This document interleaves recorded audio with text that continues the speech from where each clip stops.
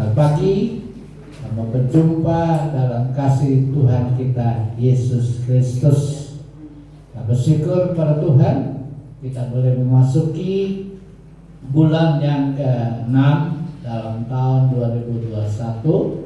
Tantangan, kesulitan boleh datang kepada kita, tetapi nafas kehidupan Tuhan masih berikan kepada kita, dan berkat Tuhan masih kita rasakan sampai saat ini. Masalah, persoalan tidak bisa akan habis. Penyakit atau apapun tidak akan pernah hilang dari setiap kehidupan kita. Tapi kita yakin bahwa Tuhan sanggup melakukan perkara-perkara yang besar dalam kehidupan kita. Sebab itu pagi hari ini firman Tuhan yang akan saya sampaikan adalah mengatasi pergumulan. Mengatasi pergumulan. Kita buka dalam Ibrani pasal 12 ayat yang keempat. Ibrani 12 ayat yang keempat berkata, dalam pergumulan kamu melawan dosa. Sekali lagi, dalam pergumulan kamu melawan dosa, kamu belum sampai mencucurkan darah. Ulangi lagi, dalam pergumulan kamu melawan dosa, kamu belum sampai mencucurkan darah. Adakah di antara saudara dan saya di dalam kehidupan kita menghadapi masalah, menghadapi pencobaan, menghadapi pergumulan, menghadapi sakit penyakit, sampai kita mencucurkan darah dalam kehidupan kita? Saya yakin, saya percaya tidak ada seorang pun yang mengalami sesuai dengan kebenaran firman Tuhan. Berbicara tentang pergumulan, pergumulan itu berarti bergumul. Pergumulan itu berarti pergulatan. Arti pergumulan adalah bergumul, pergulatan. Saudara yang dikasihi Tuhan, tidak ada seorang pun di antara kita, di antara manusia di dalam dunia yang mengharapkan masalah datang, pergumulan datang, menerpa kehidupan kita. Namun seringkali masalah-masalah, pergumulan-pergumulan itu datang bertubi-tubi. Sakit penyakit datang bertubi-tubi. Baru saja kita kumpulkan uang, kita simpan uang, kita tabung uang, ibu-ibu menabung uang, bapak-bapak menabung uang. Tujuannya adalah untuk membayar kontrak rumah, untuk biayai anak-anak kita, anak-anak untuk melanjutkan sekolah, atau membayar biaya-biaya lain, biaya listrik dan lain sebagainya.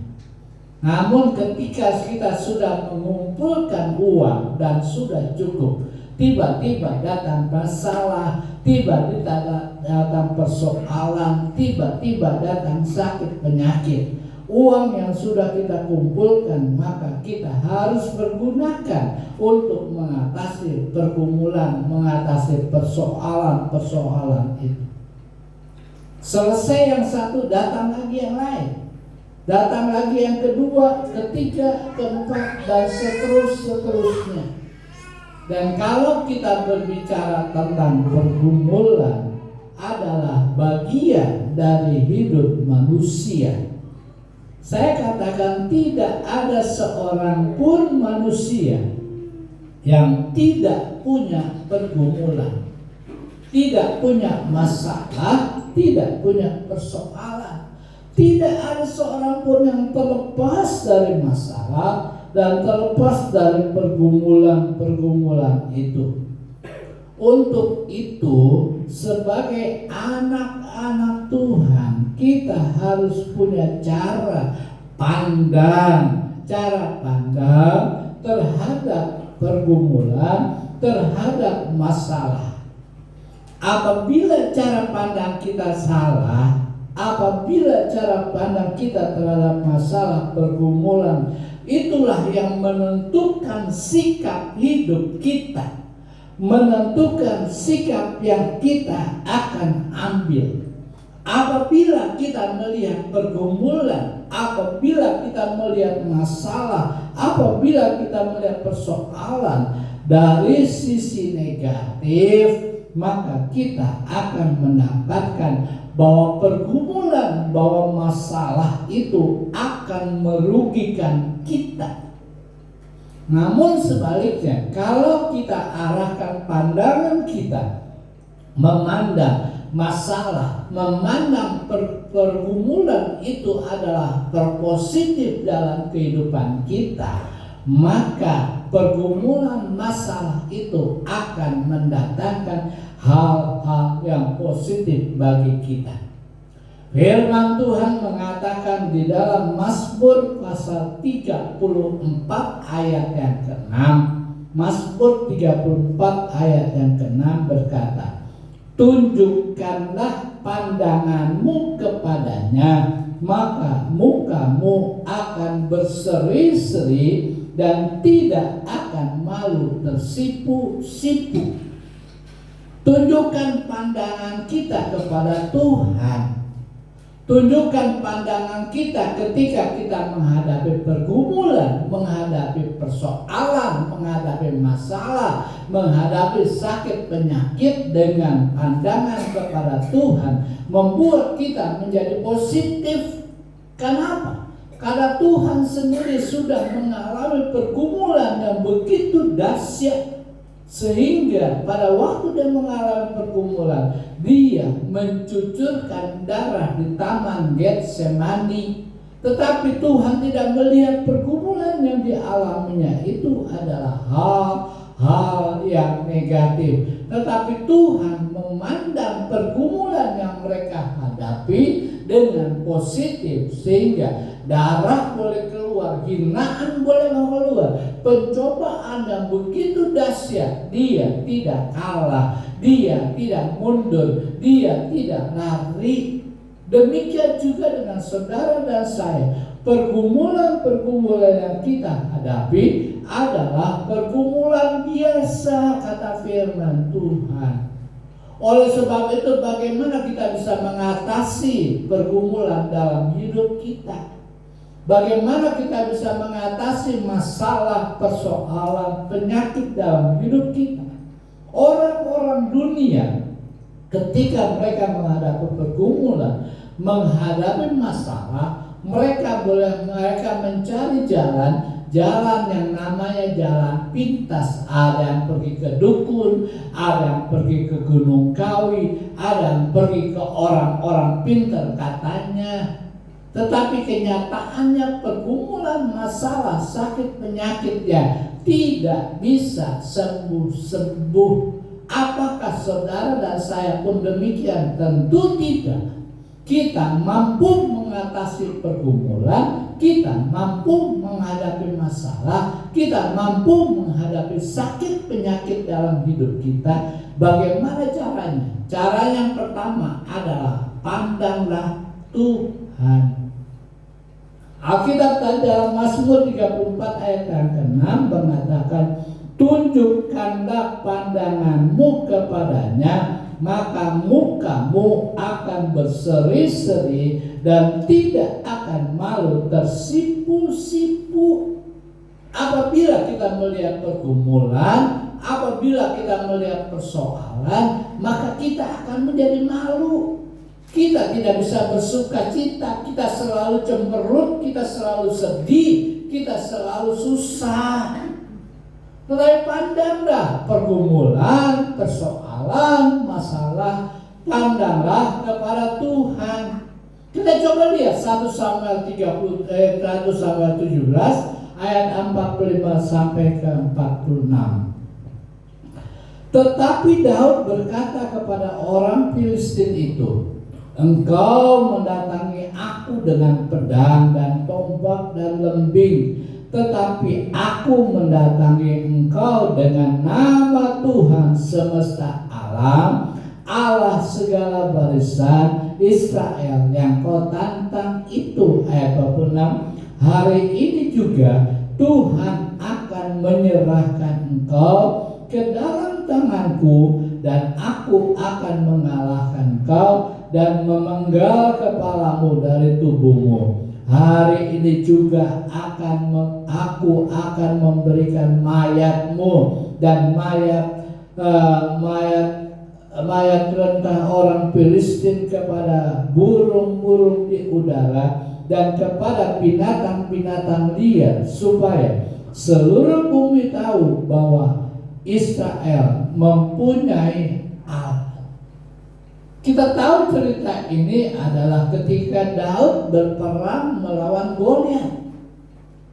Daud bersama bangsa Israel mengalami pergumulan.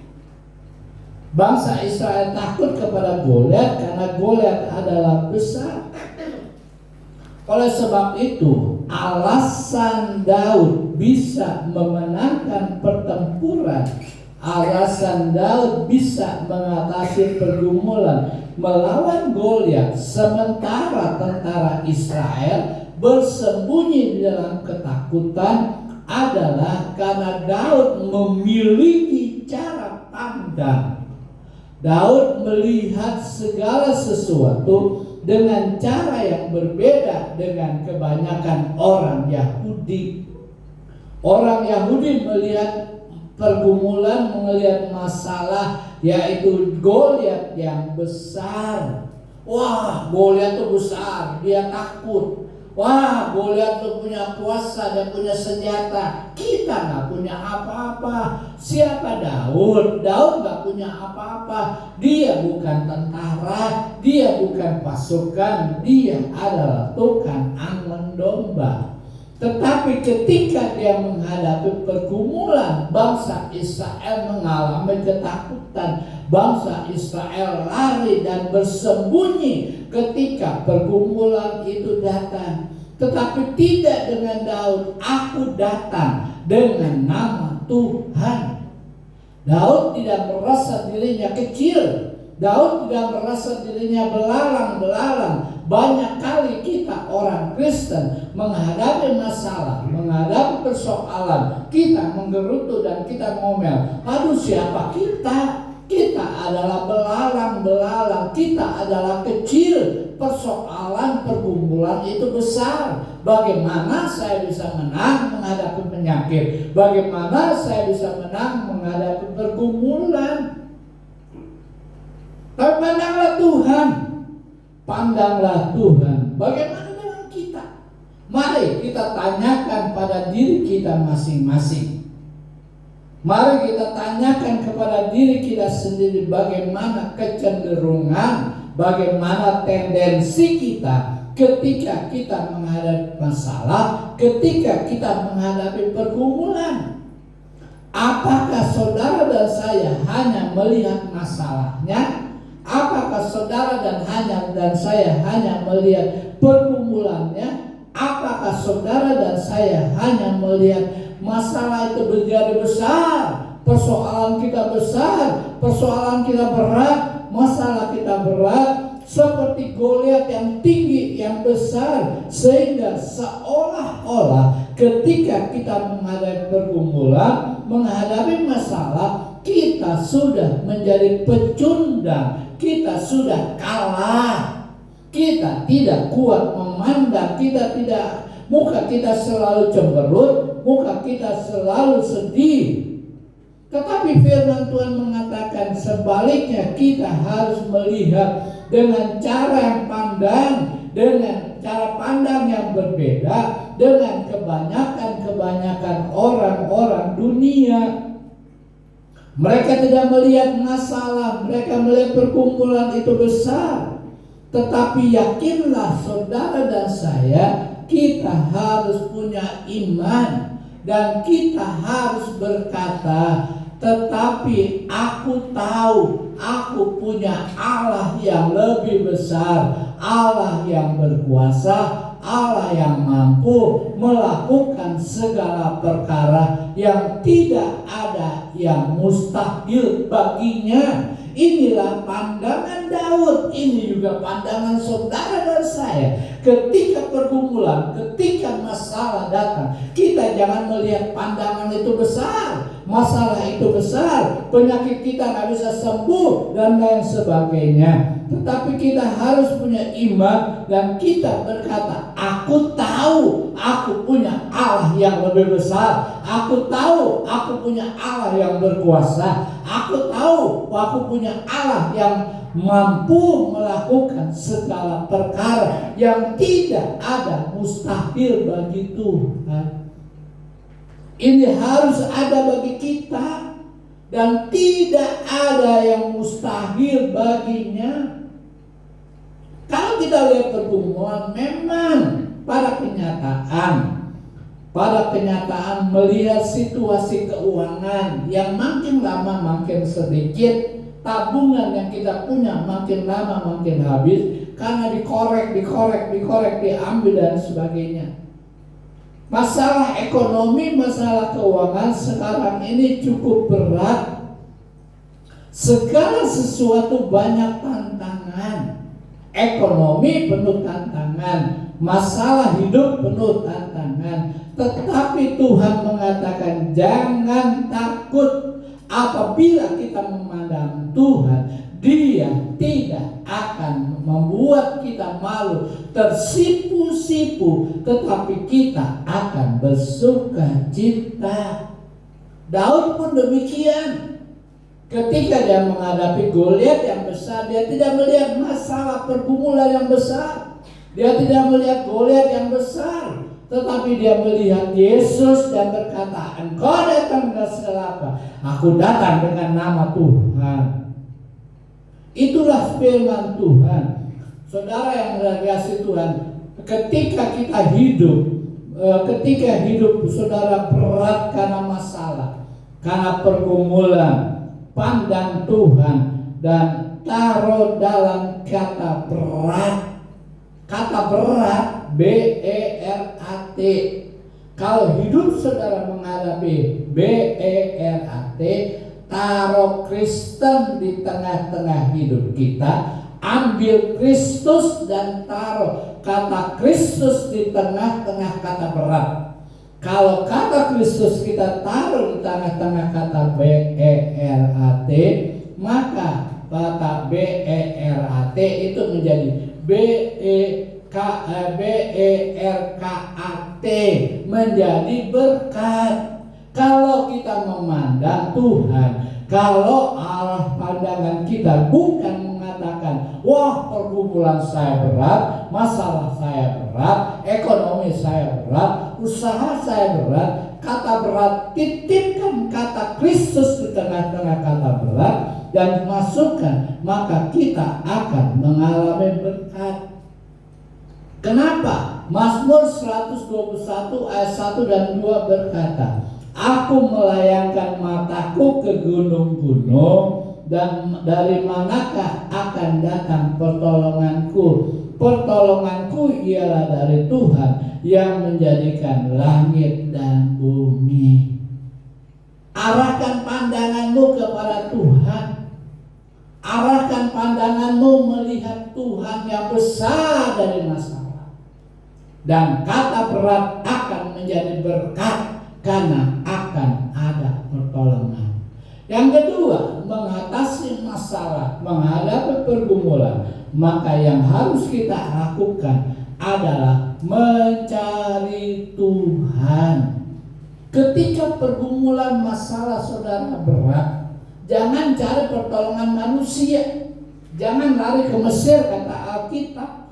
Jangan kembali kepada kehidupan yang lama. Tetapi ketika pergumulan, masalah, persoalan yang berat, Tuhan mau mengatakan carilah Tuhan.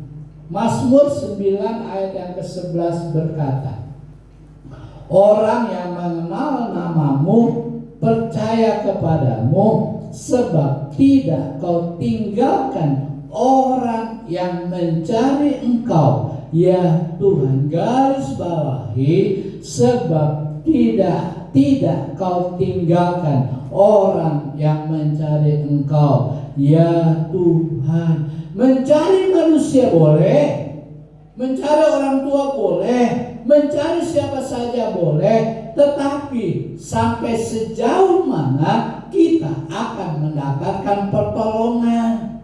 Tetapi Alkitab mengatakan ketika pergumulan datang, masalah datang, carilah Tuhan, maka Dia akan mendapatkan engkau, dan Tuhan tidak akan meninggalkan orang yang mencari engkau.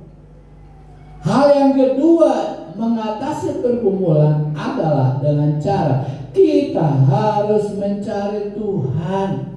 Pada saat kesukaran, pada saat masalah, dan pada saat pergumulan datang, Tuhan mau supaya saudara dan saya, supaya kita orang-orang percaya mencari pertolongan bukan kepada manusia, orang yang berkuasa, tetapi Tuhan mau kita, agar kita mau mencari Tuhan. Misalnya, ketika saudara mulai mengalami kekurangan ekonomi, jangan cari pinjaman online.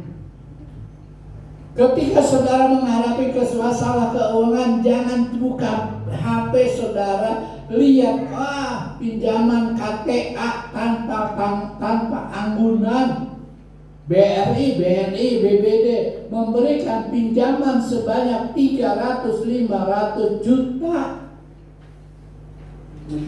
Tetapi kita harus berpikir juga ketika kita mendapatkan uang yang sebegitu banyak, mampukah kita membayarnya kembali? Bukan zaman. Ketika saudara menghadapi masalah, ketika saudara menghadapi persoalan, itu bukan jalan untuk kita mendapatkan kebebasan. Contoh-contoh saudara nonton televisi. Bagaimana seorang guru yang hanya pinjam 2,5 juta, dia harus membayar sekian puluh juta. Bayangkan, itu tidak lepas dari pergumulan.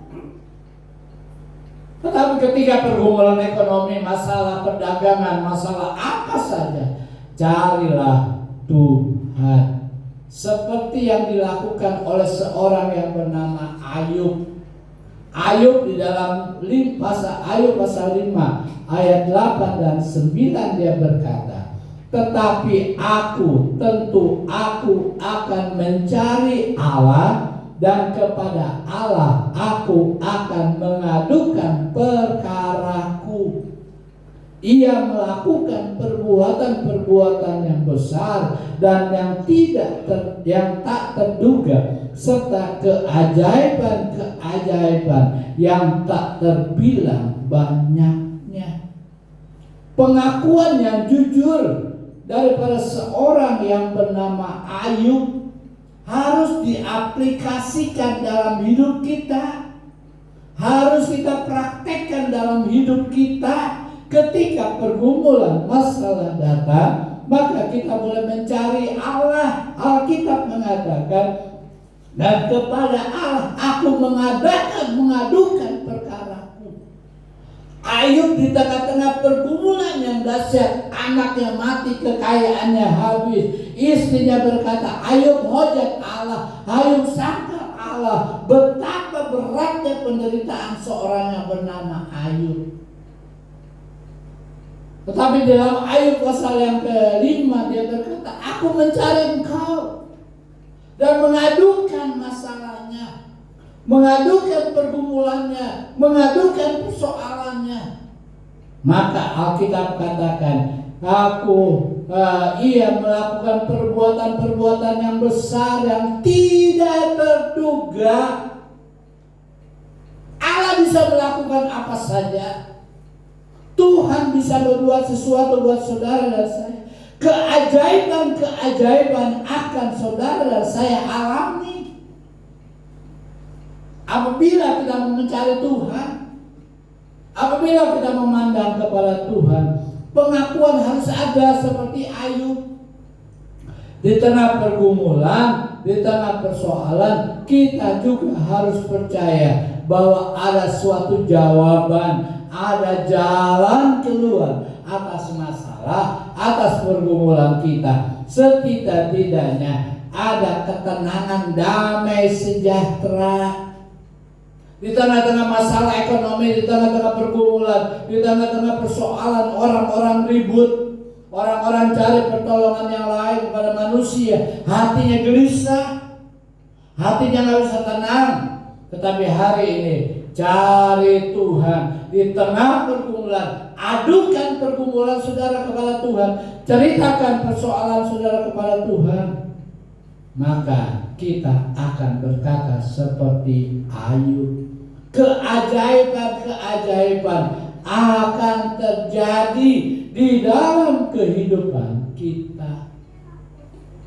Ayub bisa mengatasi pergumulan dan masalah yang dihadapinya melalui mencari dan percaya kepada Allah. Istrinya berkata, Ayub, sangkal Tuhan, maka kamu akan mati. Tapi Ayub berkata, apakah kamu menerima yang jelek, yang baik-baik, yang jelek kamu nggak perlu terima? Aku datang dengan telanjang, aku akan pulang dengan telanjang. Ayub tidak takut. Hari-hari ini bangsa kita, negara kita, atau seluruh dunia sedang ramai vaksinasi untuk mencegah pandemi 19. Saya mengimbau kepada jemaat, mari kalau ada kesempatan vaksinasi, lakukan itu semua untuk kita menerima kesehatan yang daripada Tuhan. Pandang Tuhan, cari Tuhan dalam segala aspek kehidupan kita. Contohnya Yosafat dalam 2 Tawarikh 20 ayat yang ketiga. Yosafat diserang Bani Amon, Bani Moab, dan Bani Meonim. Bangsa yang besar, bangsa yang membuat bangsa Yehuda ketakutan, membuat Yosafat menjadi takut. Alkitab katakan ketika bangsa itu menyerang Yehuda, Yosafat menjadi takut. Pergumulan yang dihadapi Yosafat bukan pergumulan yang kecil. Pergumulan yang dihadapi Yosafat bukan pergumulan biasa, tetapi pergumulan yang besar. Yosafat menjadi takut. Lalu di tengah ketakutannya, Yosafat mencari Tuhan. Yosafat mengajak bangsa yang lain, rakyatnya, mencari Tuhan. Dan kalau dia sudah mencari Tuhan, maka Allah menolong kepada Yosafat. Contoh yang lain, Esther pasal 4 ayat yang ke-14. Esther seorang ratu. Ketika dia mendapat laporan dari seorang yang bernama Mordekai, bapak angkatnya daripada Esther, yang berkata, aku dan bangsa Yahudi akan dibunuh. Esther sebagai seorang ratu gak bisa ketemu dengan raja suaminya, walaupun dia seorang istri daripada raja, tetapi dia tidak bisa sembarangan ketemu. Esther berkata kepada mereka melalui pengawal-pengawalnya, berdoalah kepadaku, berpuasalah kita. Jangan ada makan siang atau malam seluruh bangsa Yahudi. Secara logika itu enteng. Tetapi ketika Esther dia berkata demikian, Esther melakukan dan Esther mendapatkan jawaban. Jawaban yang besar, pertolongan yang luar biasa. Esther diterima oleh sang raja dan raja berkata, apa yang kau butuhkan? Diceritakan kepada raja dan akhirnya Naaman yang akan membunuh Mordekai, dia harus mati digantung di tiang gantungan. Mordekai dan bangsa Yahudi bebas daripada hukuman perkara yang besar. Yosafat dan Esther menjadi teladan bagi saudara dan saya. Saat saudara dan saya mengalami pergumulan dan masalah, saat penyakit yang besar menghinggapi hidup saudara, berikan waktu kita untuk mencari Tuhan. Karena kalau kita mencari Tuhan, ada pertolongan. Ada seorang bapak yang bernama Apli. Pada tanggal 18 Mei tahun 2007, dia adalah anak Tuhan. Dia sedang menghadapi pergumulan dan masalah. Apli sering minta dan mencari Tuhan, serta minta pertolongan hamba Tuhan untuk mendoakan, khususnya mendoakan keselamatan istrinya dan anaknya yang mau dilahirkan. Istri Apli sudah mengalami kelahiran secara sesar dan anaknya kembar. Dan satu saat istrinya mengeluh kepada Apli dan berkata, "Aduh, rasanya aku sudah mulus-mulus perut ini, aku mau melahirkan." Apli bingung, Apli tidak tenang. Namun di dalam keadaan yang demikian, bahwa di dalam kepanikannya, di dalam pergumulan, dia mencoba menghubungi dokter. Dan pada waktu menghubungi dokter, ternyata dokter yang sering memeriksakan istrinya sedang cuti. Dan ketika dia tahu dokternya sedang cuti, pikirannya mulai kacau, hatinya gak tenang, dia gelisah dan menjadi takut.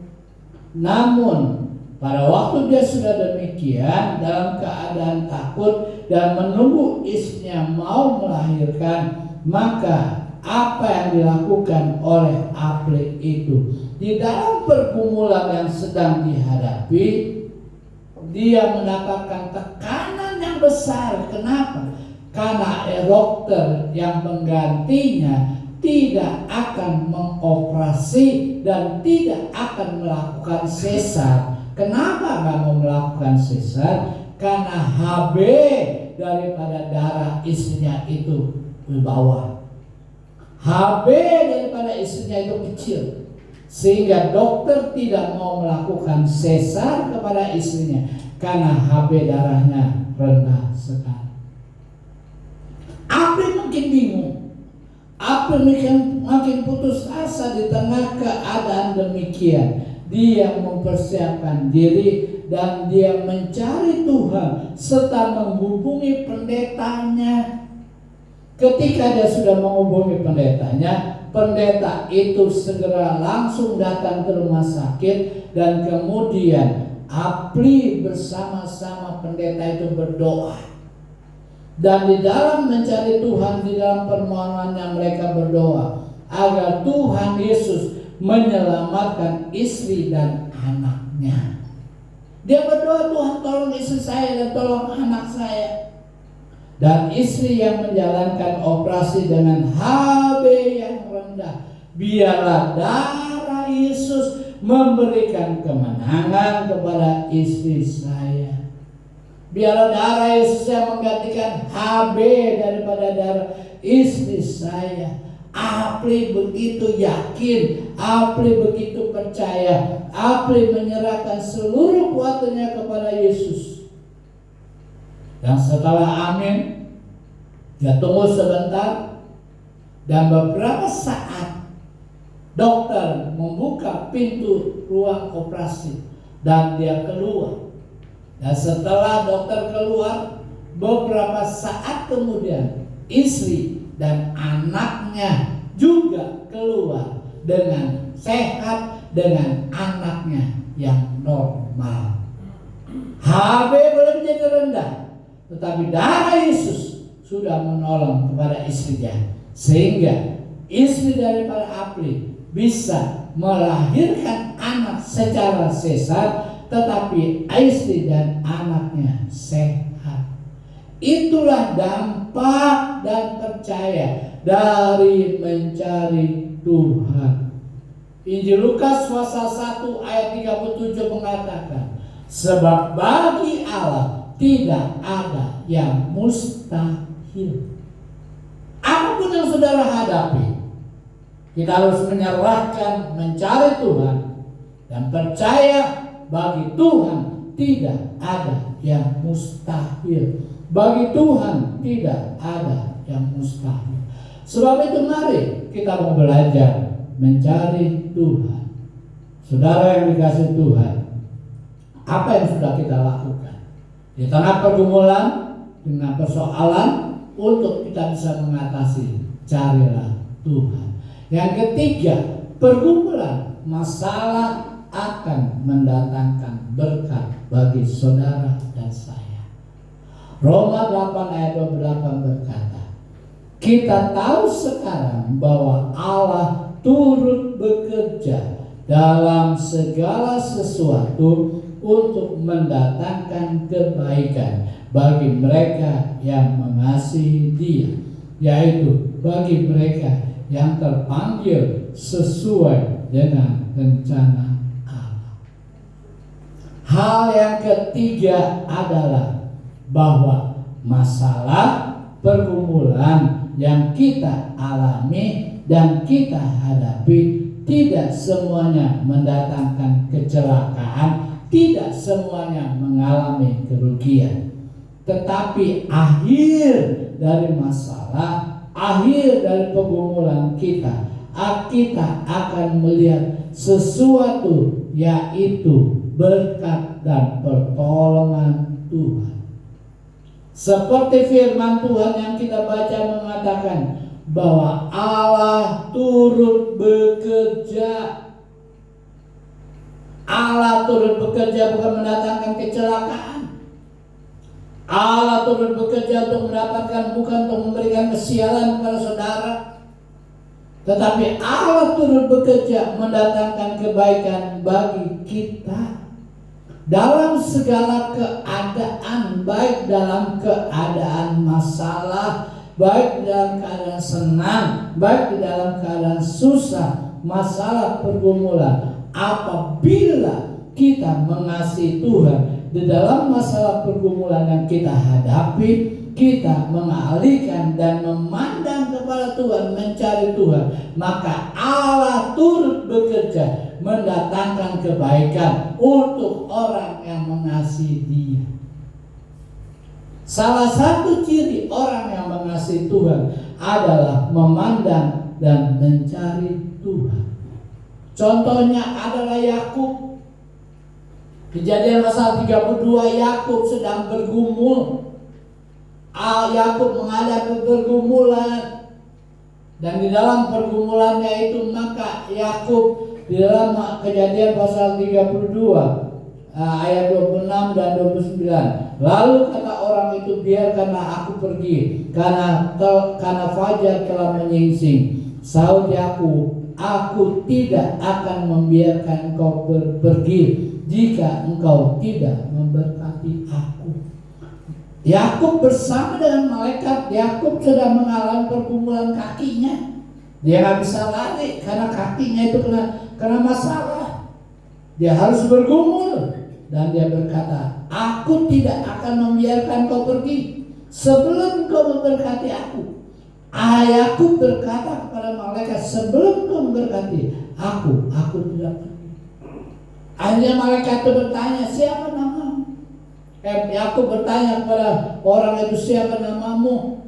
Orang itu berkata, ngapain kamu tahu namaku? Tetapi aku akan memberkati aku. Saudara, Allah memberkati Yakub setelah dia melalui pergumulan yang dialaminya. Yakub mengalami pergumulan yang besar, tetapi akhirnya dia mendapatkan berkat dengan berkat daripada Yakub. Saudara yang dikasihi Tuhan, walaupun dalam pergumulan kita sulit, kita seringkali menghadapi menyakitkan kita, pergumulan yang kita hadapi begitu berat. Apabila kita menghadapi dan memandang dan mencari Tuhan, maka pergumulan itu tidak membawa kerugian kepada kita, tetapi membawa berkat bagi saudara dan saya. Di balik kesulitan dan pergumulan ada berkat. Kita perlu yakin bahwa pergumulan hanyalah berkat yang menyamar. dan pergumulan adalah mujizat yang belum terjadi.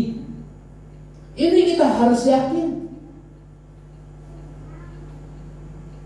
Pergumulan yang kita hadapi adalah berkat yang menyamar dan mujizat yang belum terjadi. Kalau kita taat, kalau kita tetap memandang kepada Tuhan dan mencari Tuhan, maka pergumulan yang kita hadapi akan mendatangkan berkat bagi saudara dan saya. Jangan hitung masalah, jangan hitung pergumulan yang kita hadapi, tetapi hitunglah berkat Tuhan yang kita terima. Nyanyian Pantekosta yang lama, hitunglah berkatmu satu persatu. Pergumulan masalah jangan kita hitung dengan begitu berat.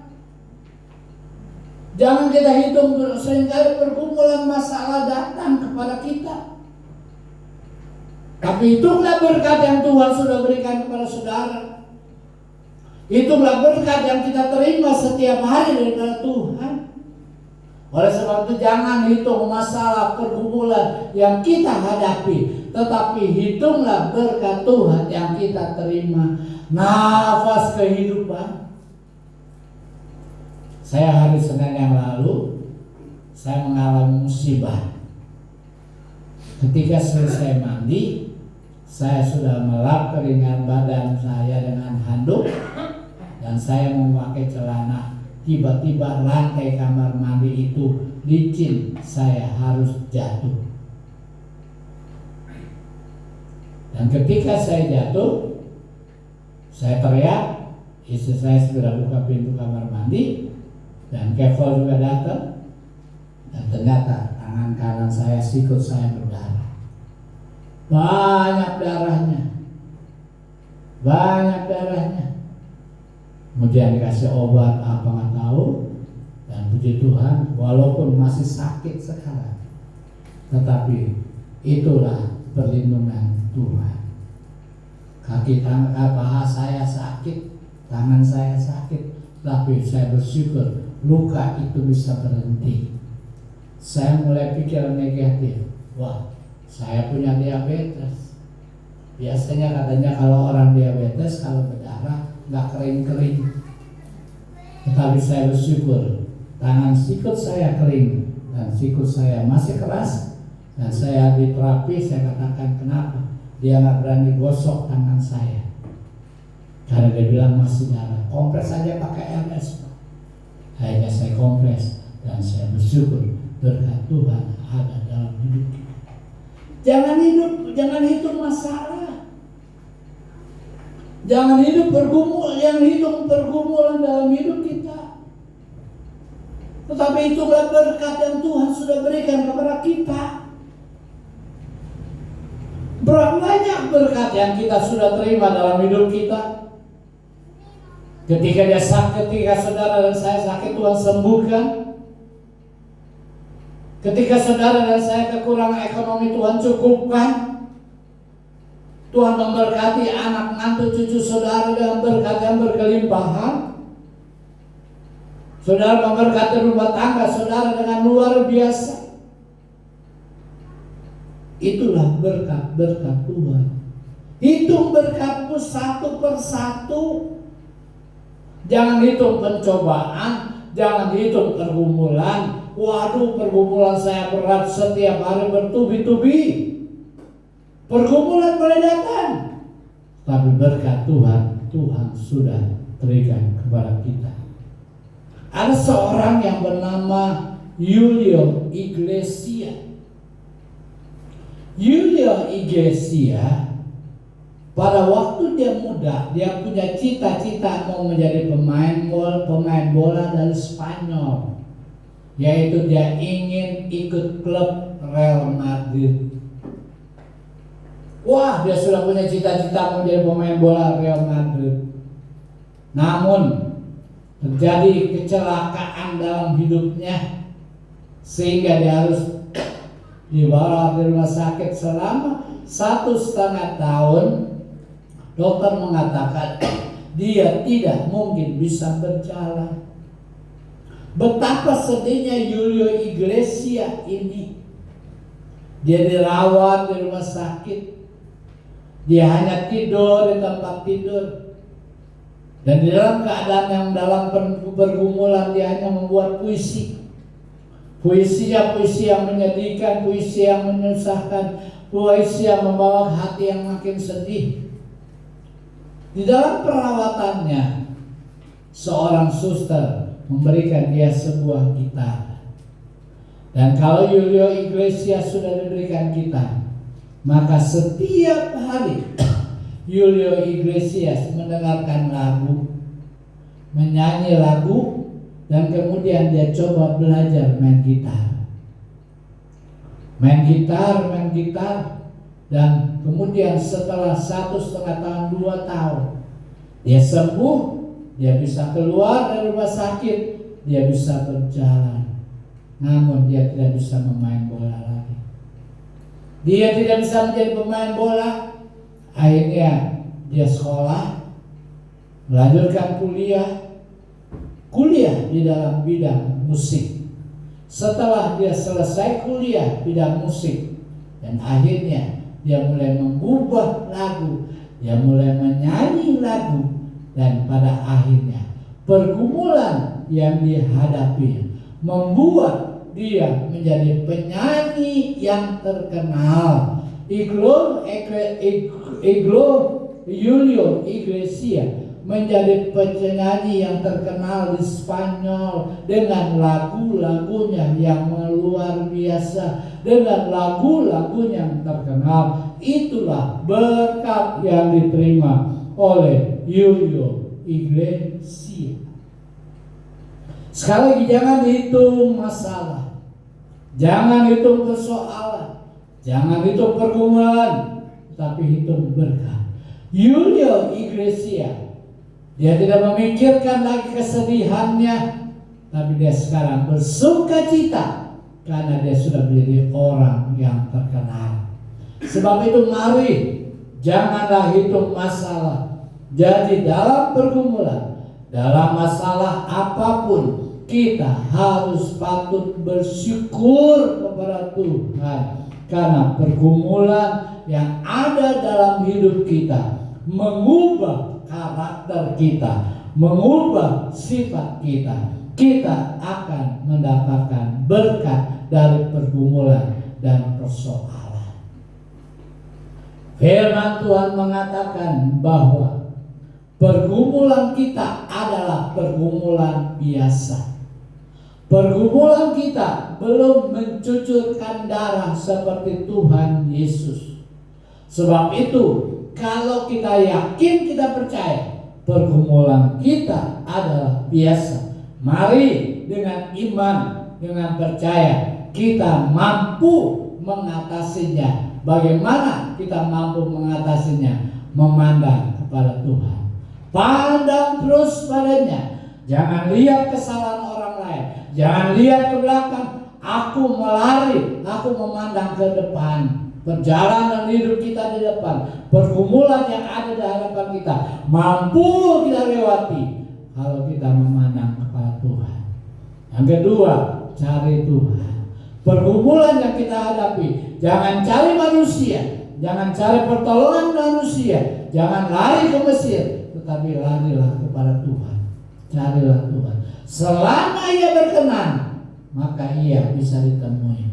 Yang ketiga, yakinlah pergumulan masalah yang kita hadapi adalah akan mendatangkan berkat bagi kita. Ayat terakhir, Mazmur pasal 56 ayat yang ke-9. Mazmur 56 ayat yang ke-9. Sengsaraku Engkaulah yang menghitung-hitung, air mataku Kau taruh dalam kirbatmu. Bukankah semuanya telah Kau daftarkan? Air mata saudara, kesulitan saudara, persoalan saudara sudah dihitung oleh Allah. Air mata kita sudah ditampung oleh Allah, dan Dia sudah daftarkan di dalam doanya dan akan mengalami berkat bagi saudara dan saya. Amin. Tuhan Yesus memberkati firman-Nya.